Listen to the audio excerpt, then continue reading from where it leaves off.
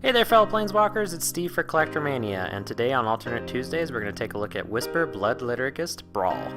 So Whisper Blood Liturgist is a 3-colorless, 1 black human cleric 2/2 that has tap, sacrifice 2 creatures, return target creature card from your graveyard to the battlefield. Extremely powerful with a graveyard recursion theme where we're trying to throw big giant monsters into our graveyard and just recur them by sacking some small creatures. Overall, I love this commander. It's really cool. I've been playing around with it and just a monocolor black regular commander deck, and it's been a blast. It's been even better than I thought it was going to be. It's an amazing card, really. So anyway, with that, let's go ahead and break into the deck.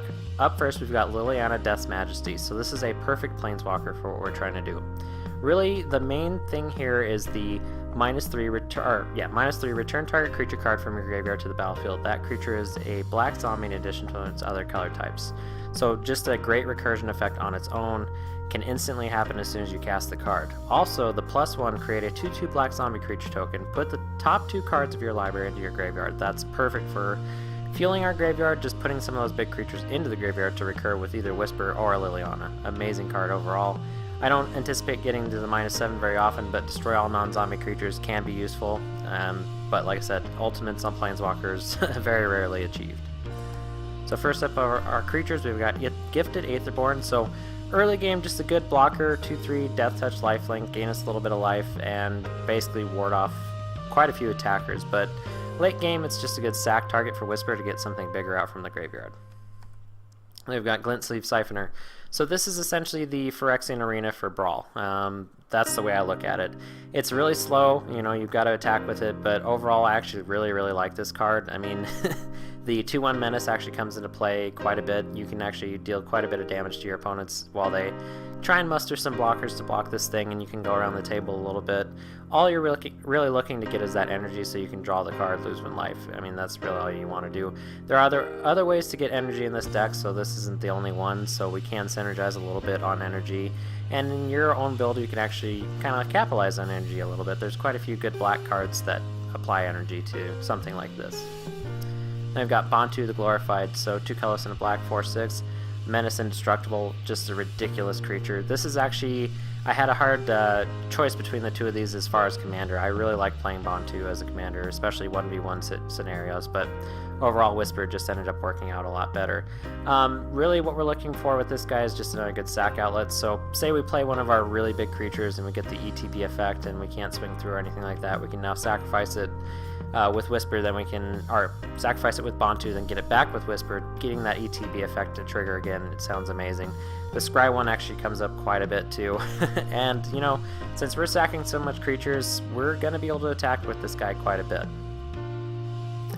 Next up, we've got a Dreadshade, so 3 black, 3/3. You can pay a black, it gets +1/+1 until end of turn. Overall, just a really good shade. I love this type of ability. It's a lot of fun, especially surprising one of your opponents with like a ton of mana all of a sudden, then just swinging through and, you know, maybe nuking somebody completely off the board. It's an awesome art card too, which I really appreciate. Then we've got a Perfect Sack target, so Filigree Familiar, 3 colorless, 2/2. Enters the battlefield, gains us 2 life, and then when it dies, draws this card. Essentially everything we want it to do. Could be a chump blocker, could be just a good sack target, like I said. It's actually a really good card. I've been playing around with my Tashar deck quite, recently, and it's been working really well. Then we've got a Tomb Robber. So this is actually a key card to the strategy. It's a 1/1 Menace that has pay 1 colorless, discard a card, Tomb Robber Explores. I mean, really nothing too awesome apparently, just at first glance, but actually it fuels our graveyard, which is exactly what we're trying to do. Throws our Torgar or whatever we want to our graveyard to be reanimated with Whisper, and it's a pretty good creature to actually sacrifice to Whisper because it's not really providing that much for us really overall.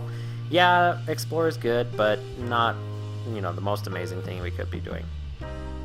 Then I've got Yahini, great sack outlet, great creature that can survive huge board wipes. I mean, overall I've finished several games with this just because somebody overlooks the fact that it can become indestructible and becomes a giant monster, so good card. Then I've got Gonti, Lord of Luxury, another amazing card. Just being able to play this and then potentially play something backbreaking off of one of your opponent's libraries is amazing, plus the fact that we can actually reanimate this and we don't care that we're sacrificing this to Whisper, you know, to maybe bring something else back, because we still get to play the card regardless, and then we just get to recur Gonti again for another round. So really, really good card. Amazing choice for this deck. Then we've got Josu Vest, Lich Knight. Really what we're trying to do here is pay the full cost, so we're trying to pay the kicker and the regular cost to get all those zombie tokens to eventually sacrifice to Whisper or just win the game. I mean, they are 2/2s with Menace, so that's pretty good. Overall, amazing card. Keep in mind, it doesn't really work as well coming back from the graveyard because you can't really use that kicker cost, but really the first cast is what we're looking for on this guy. Then we've got Ravenous Chupacabra, just good removal and sack for Whisper. Then we've got Thaliad Soothsayer, another good sack outlet, being able to sacrifice a creature, draw a card, important a lot of times. Then we've got Archfiend of Ivnir.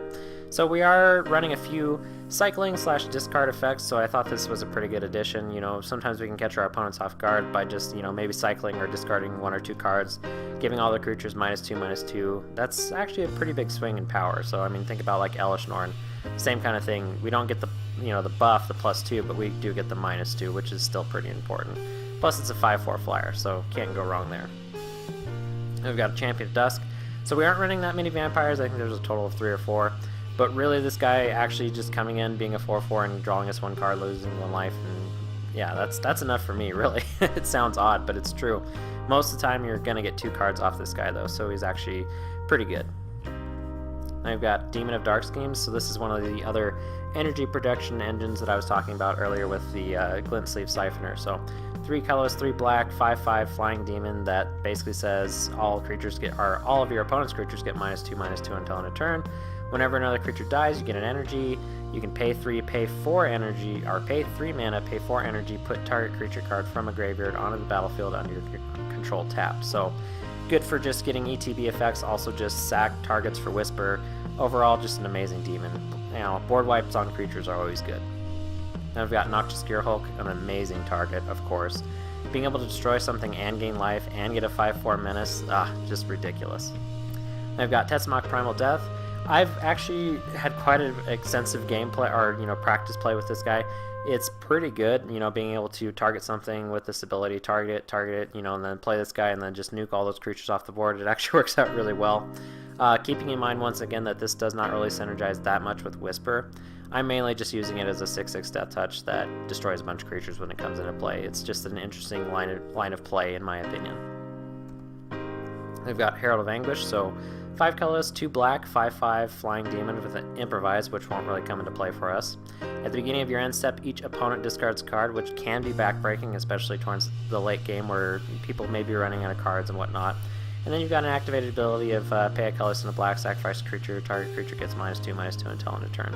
So I think we run a total of like 5 or 6 artifacts in the entire deck, so this won't come up too often, but when it does, it could be pretty important. We've got Razaketh the Foul-Blooded, so 5 colorless and 3 black, demon flying trample.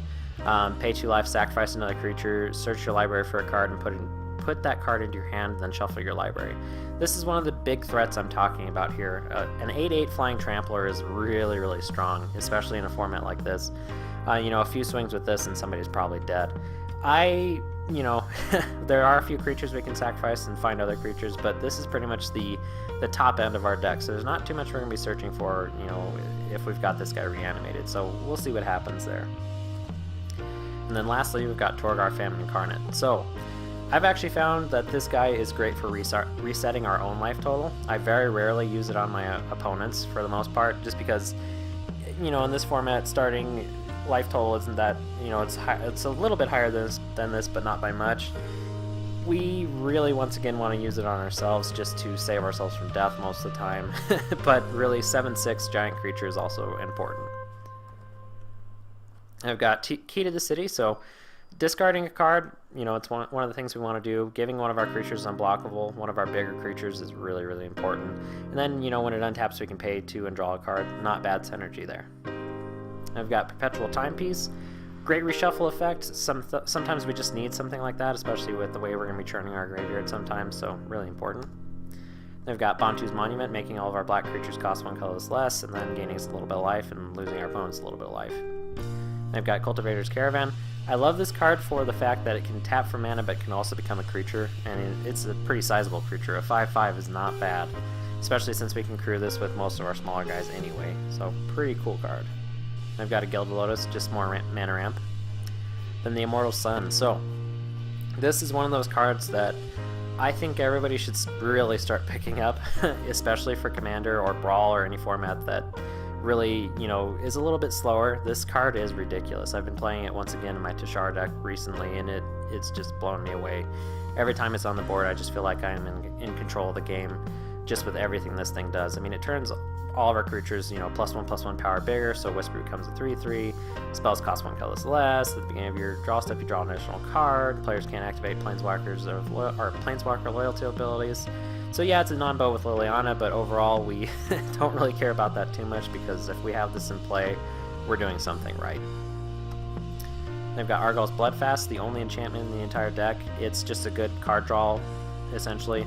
When it does flip over, you know, if we're in a tight spot, we can sacrifice creatures to gain life, which can become important, you know, to save our lives once again. And we're breaking our instant speed spells here. We've got Vicious Offering. I've actually found this to be one of the better removal spells as far as like Brawl goes, you know, using black cards. Just because it's early game, it kills something. Yeah, you have to sacrifice a creature to get the full benefit, but overall, not bad. You know, sacrifice a little guy to kill something much, much more threatening.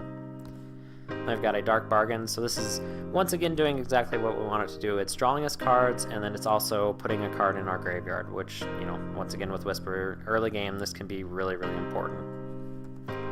I've got Vraska's Contempt, amazing removal, absolutely ridiculous removal. The fact that I can hit creatures or planeswalkers is ridiculous. This card is amazing. I know Standard has eaten it up, and it makes 100% sense. I've got Torment of Hailfire. So as I was talking about earlier, if we get to a point where we're making a ton of black mana, we can do this for a ton of mana and just, you know, basically nuke our opponents out of the game by making them make a whole bunch of choices that they don't want to make. I've got Bantu's Last Reckoning, good board wipe. Painful Lesson, good way to draw cards. Wander in Death, so this is another one of our cycle cards. Plus it just recurs 2 creature cards if Whisper just keeps getting killed or whatever, but then we can play them naturally from our hand. Yawgmoth's Vile Offering, another good recursion spell. I've got Arch of Araska, so we're breaking into our lands here. I've said repeatedly in all of these Brawl videos, this is a Brawl amazing land card that you should pick up for pretty much any Brawl deck. It does exactly what you want it to do. It draws you a card if you have City's Blessing. Most of the time you're going to get City's Blessing. Cabal Stronghold, this is amazing for this deck. Being able to pay 3, tap it, add black for each basic swamp you control. I mean, we run 20 basic swamps, so this actually works out really well in this type of format. I've got Desert of the Glorified, another good cycle card. I've got Endless Sands, a good way to bounce something that we want to, well, not bounce, but hide away something that we want to hide away, and then be able to sacrifice this later and get it back. And then, like I said, about 20 swamps. So that is the end of the deck tech. I hope you guys have enjoyed. I hope you're all still playing Brawl. I know it's kind of a weird format and not everybody's that interested in it anymore. It's kind of lost a little bit of its umph, but I don't know. I still enjoy it. I still have a good time with it, and I hope you guys are too. So anyway, we will see you guys next week for another alternate Tuesday, and yeah, have a good day.